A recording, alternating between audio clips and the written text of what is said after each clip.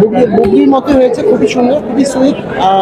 ওর মতোই আমার কাছে মনে হয়েছে যে আরেক বুবলি হয়েছে। বুবলি খুবই ভালো আছে, মেয়েকে নিয়ে বাসায় আছে, খুবই ভালো আছে। অপু বিশ্বাসের জন্ম হয়েছে একমাত্র শাকিব খানের জন্য, এবং তারা ভালো আছে। আর যারা বলছে বিয়ে হয়ে গেছে, অপু বিশ্বাস নাকি বুবলি, কার সাথে আছেন সাকিব খান, এটা নিয়ে জল্পনা কল্পনা এবং আনুমানিক কথা বলে মিডিয়া পাড়ায় গুঞ্জন রটে থাকে। কিন্তু আসলে তাদের জীবন আসলে এখন অনেক সুখেরই আছে। অপু বিশ্বাসের সহকর্মী বলেছেন যে অপু বিশ্বাস এবং সাকিব খান খুবই ভালো আছে এবং তাদের সংসারও ভালোই চলতেছে এবং তাদের মধ্যে কোনো ঝামেলাও নেই। অপু বিশ্বাস সাকিবের বাসায় আছে, এই ধরনের এইভাবেই তিনি বলেছেন। এবং অপু বিশ্বাসকে দেখেও তাই বোঝাচ্ছে সে খুবই সুজল থাকে, এখন আগের মতো গম্ভীর বা এরকম থাকে না। আর অপরদিকে বুবলির কথা তার সহকর্মী বলেছেন যে সেও ভালো আছে, তার মেয়েকে নিয়ে বাসায় আছে, সে এখনো পর্যন্ত ভালোই আছে, কিন্তু সে খুবই খুশিও আছে।